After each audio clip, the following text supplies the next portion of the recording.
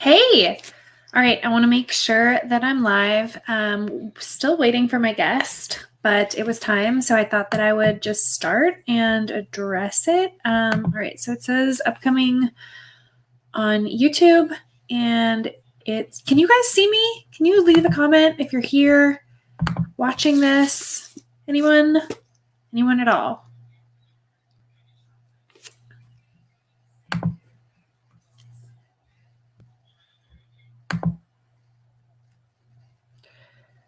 All right, it says that we're live now. I can't see it on YouTube, and I don't see any comments. Maybe no one's watching.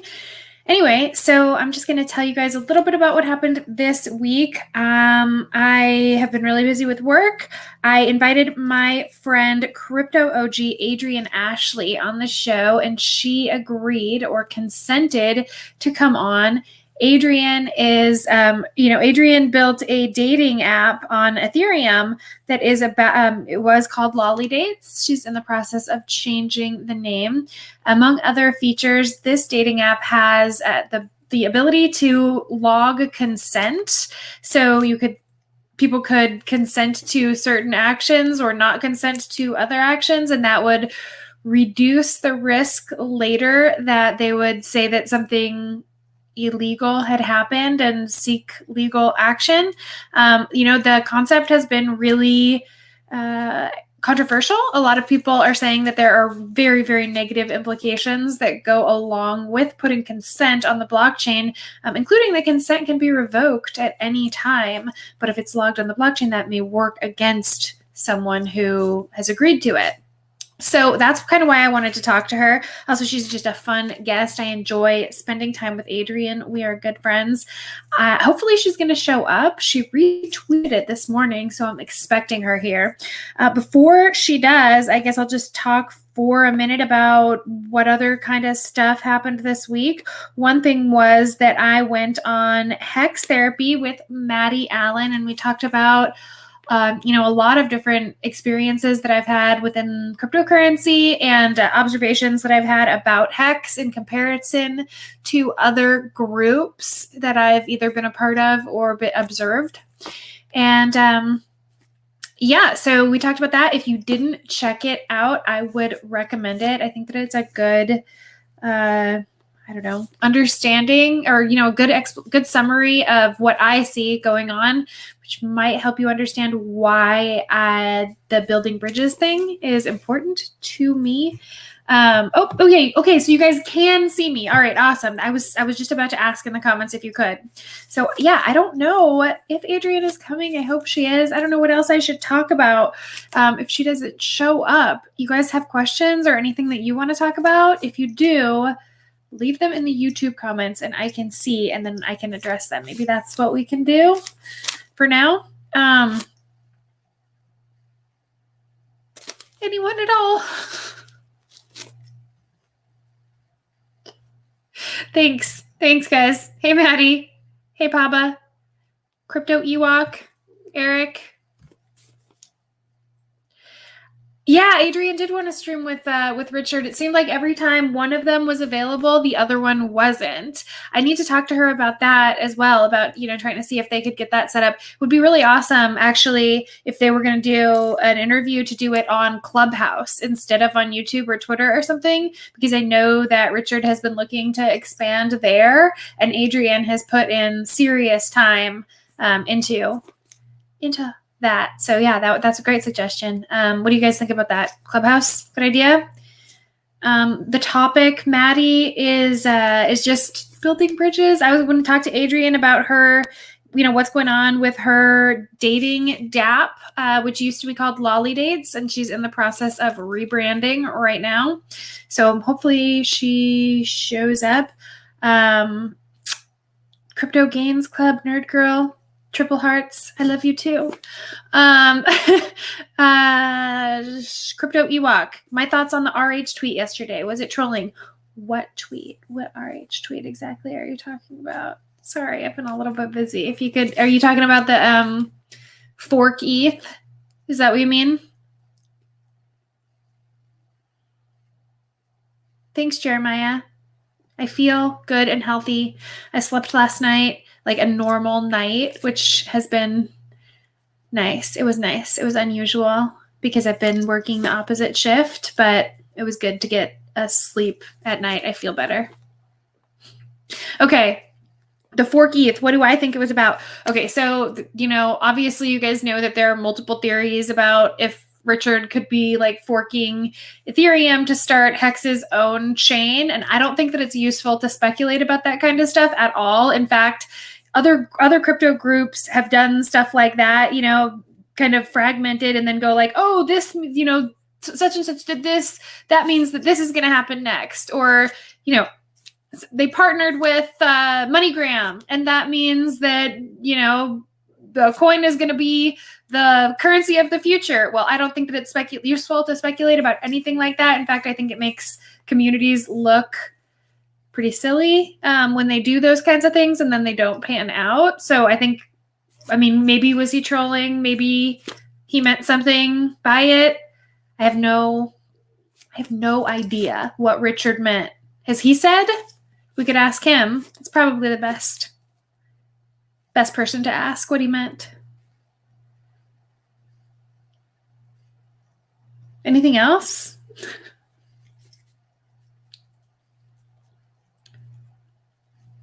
Nothing. Sorry, guys. See, what else could I talk about? I could tell you guys, have anybody in the audience familiar with Adryenn at all or her work on lolly dates or anything? I know, I really appreciate that, Ewok. What's up, Hexadente? What's good? Just waiting for my guest to show up and reading a message from my mom. I'm looking for a house right now to move into because my lease is up on the 31st, and it's been difficult because I live in a place where everything reasonable gets rented like immediately. So it's been really hard. My thoughts on stakes on other blockchains. Oh, that is a good question. I mean, I think that there are multiple blockchains that allow for staking now, and that's really cool.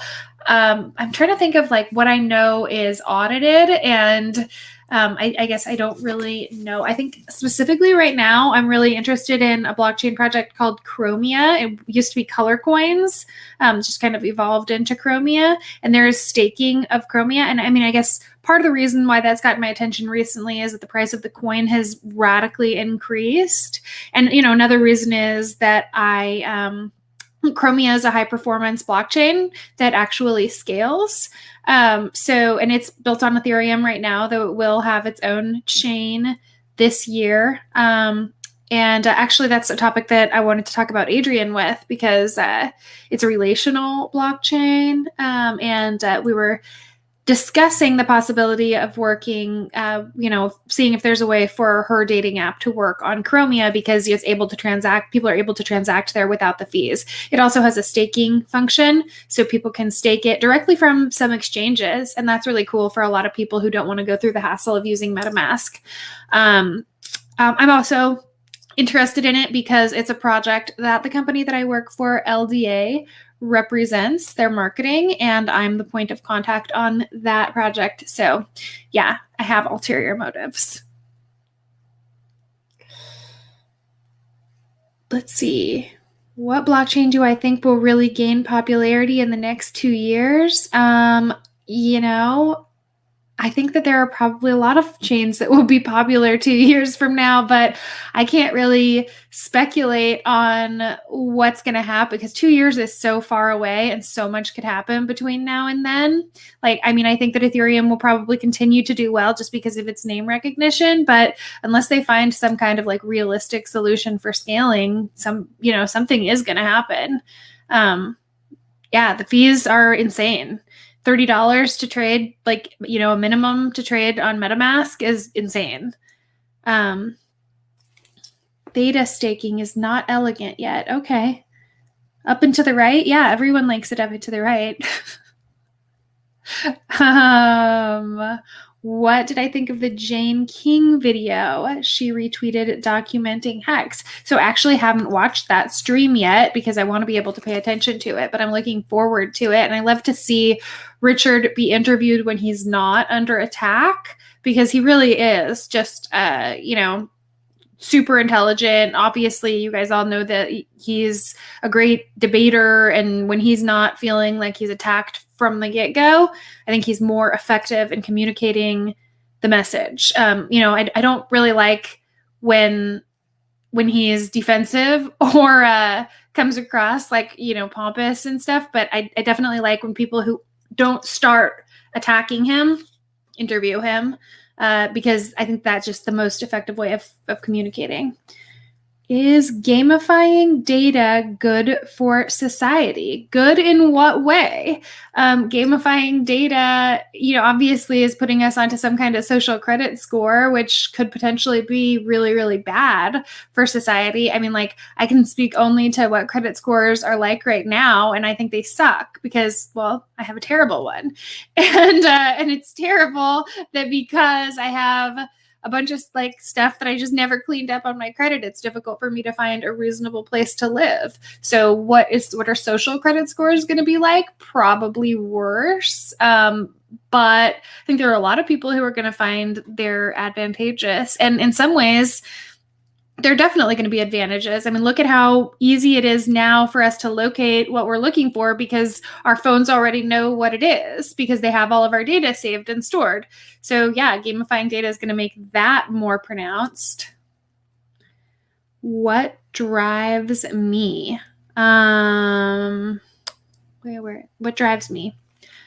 I don't really know. I guess I think I talked about it a little bit on Maddie's show. I said that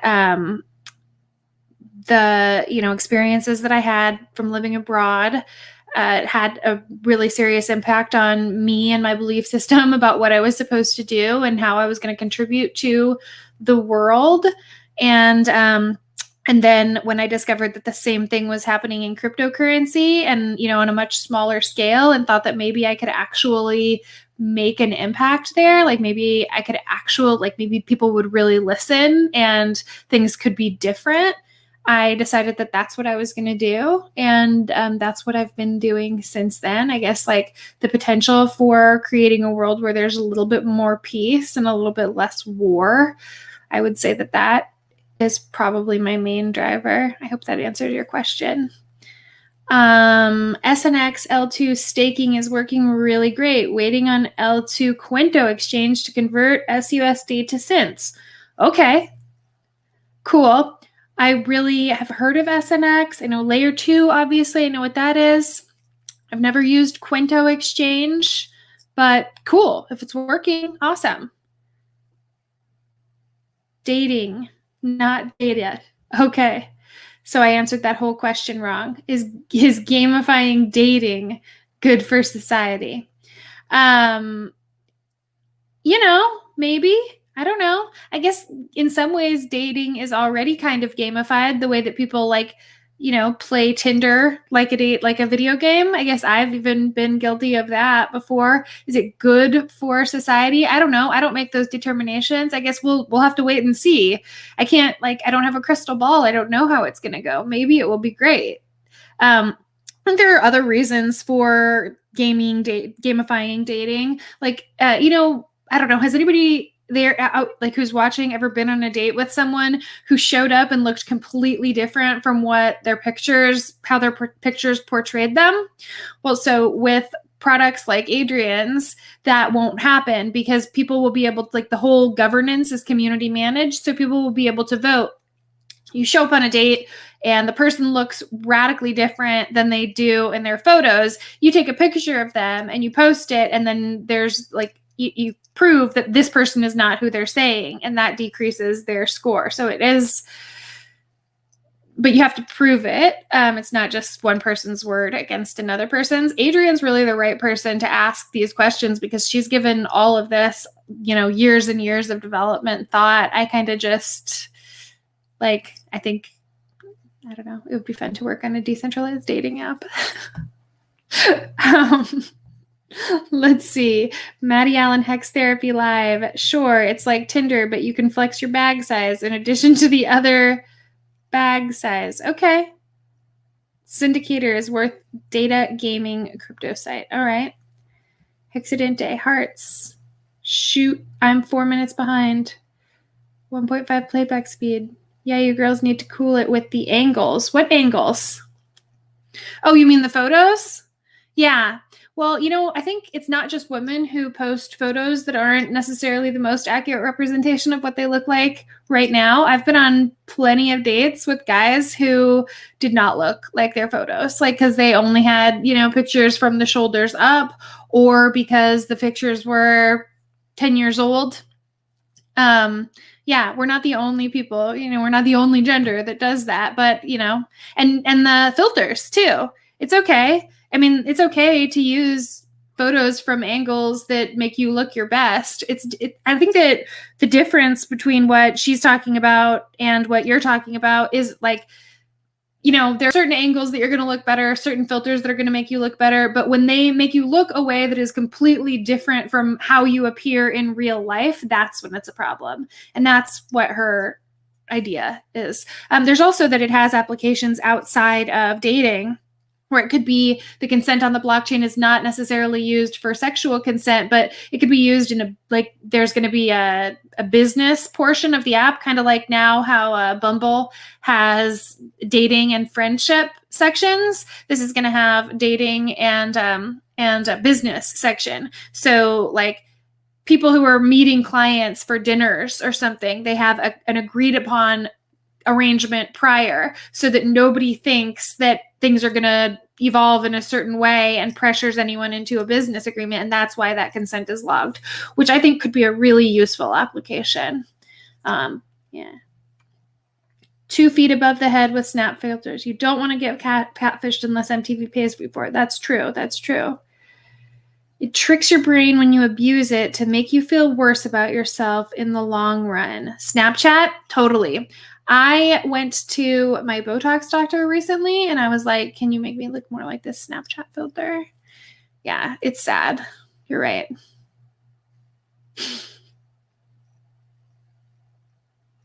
It's business in the front, relationship in the rear. It's a dating mullet. Let's bring mullets back. I mean, I wish that Adryenn was here so that we could talk about this, but she must have had something come up really important in the meantime. I'm sorry, guys. I'll do better next week. Who do you guys want to see come on? Like, what communities would you guys like to see me reach out to?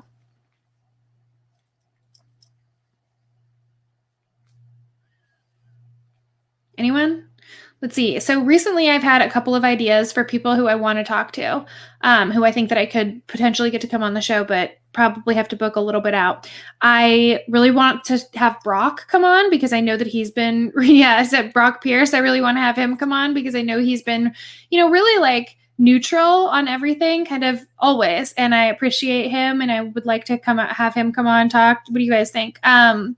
Let's see. Someone else who I recently was thinking would be really useful to have come on this show would be Omar Bam, Crypto's News. I think maybe I could convince him. Chris Black, okay. After Hex Moons to $10, would I date a person who knows that I've invested in Hex?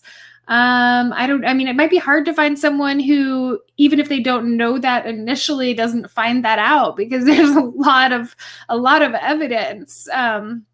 But I think I know what you mean. You know what? I'll refer to a Richard quote on that. I think he said it doesn't really matter if someone comes because of the money, because I'm awesome. People will stay because I'm awesome. I'm not really too worried about that. But if I felt that way, then yeah, I probably would have to find a different relationship, or maybe I'll just never have another relationship, guys. That's totally possible. Hayden Adams. Okay. Who's Chris Black? A proof of stake is a POS. No, not a proof of stake. Okay. Well, I don't really like to call people names. And I haven't made that determination. I don't think that that's very nice. This show is about building bridges, guys, not tearing them down.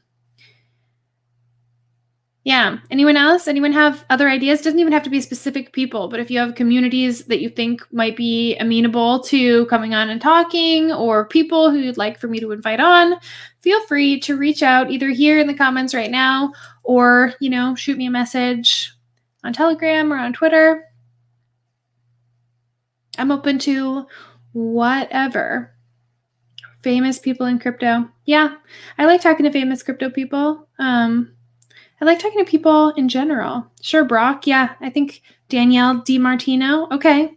Roger, he builds bridges a lot. I feel like he's kind of mad at me right now, but I will do my best. Yeah. Yeah, Maddie, that's a good suggestion. I'll see what I can do. Anyone else? Anything else you guys want to talk about today, right now? The way Richard Hart spoke to a rep from NASDAQ, contact Yahoo Finance. Yeah. Okay. I don't know what he did. I'm not familiar with that conversation. Was it bad? Did he speak, Vince? Did he say something negative, or was he speaking to them really condescendingly? Because yeah, he can do that sometimes, and that can burn bridges.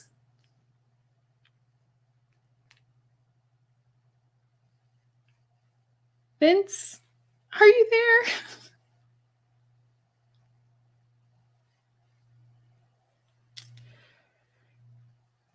Pretty iffy on cryptos. Who? Hex Potion, who is very intelligent but seems pretty iffy on cryptos. It was a great interview. BG Hex. I assume that you're talking about the person from NASDAQ. Good. I'm glad. Yeah, that's awesome. I will have to go back and watch it. Jane King from Fox News. Okay, that's what you guys are talking about again. All right, yeah, I definitely should have watched that before this stream. I'll make sure that I'm caught up next time. So Hex Potion, who is very intelligent but seems iffy on cryptos? Newbie OG Pomp is always an entertaining interview. Yeah, I am obviously completely open to that, but Pomp is a maximalist, and since I'm a known shitcoiner, most maximalists have me blocked or are blackballed. Like they wouldn't try to wouldn't give any, I don't know, attention to me or Hex specifically because they're against it. Hopefully that changes. I would love for that to change. Hex Potion Alpha Investments is the YouTube channel. The dude's name is Rudy. Okay, thanks. I'll check that out. And that's the person who you're saying seems intelligent but iffy on crypto?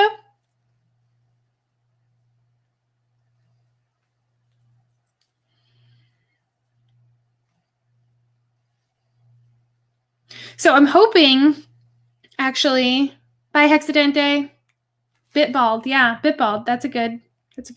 Let's get Trace on board the Hex train. You know what? Trace should be on board the Hex train. I don't see why not. If it's not your keys, they're not your coins. Hex always, you maintain control of your private keys. I would think that we should be able to get Trace on board. Unfortunately, I don't think that it's happened yet, and I don't really know how to get to him. I'm open to trying, at least not really to, getting him to buy or in stake Hex, but open to talking with him. Of course, anybody. I'm open to talking to anybody. Let's see. This week on Maddie's show, I talked about my maximalist friend who we have like terms and agreements of our relationship because like it was meant to maintain our friendship, and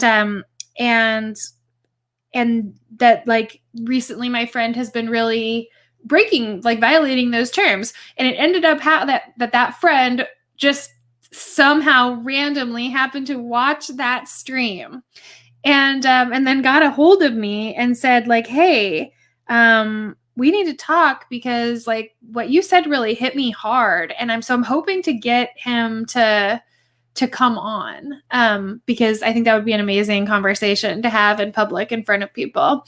But if not, then I'm of course going to have the conversation in private, and I'll share what I can with you.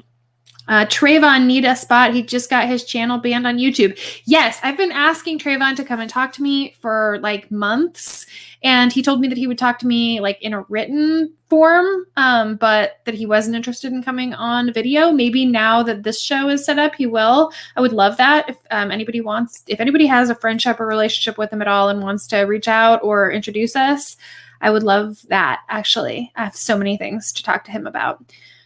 Did Trace disappear without a trace? Yeah, I have heard that. I wish I was shacked up in Wyoming. Maybe. Move the camera a little bit further away. We can't see the most important part. Yes, you can. Yes, you can. It's right here. All right. Well, guys, I guess it's been like almost 30 minutes. We sucks. Can't do the regulations. Washington sucks. Can't do much. Do the regulations. Yeah. It's true. Yeah, I mean, Wyoming, definitely with Caitlin Long there, is the most blockchain friendly state. Yeah, it's the place to be, I guess. I don't know where she is, guys. I'm so sorry. I promise that next week I'll make sure that my guest has a little bit more notice and that this is better, more organized for you. I appreciate you all being here. Dr. Moore. Oh. All right. So I appreciate you all being here. I apologize that my guest didn't come. Hopefully I'll be able to get her on another interview soon. Yeah, I think all of your suggestions are great. If anybody has specific connections or relationships to those people, let me know or introduce me. I'm going to reach out to Trayvon as soon as we end this broadcast and just see if maybe I can convince him to come on next week. Mainly into cardboard investing, Magic the Gathering, and Pokemon. Okay. Person who has his own YouTube channel.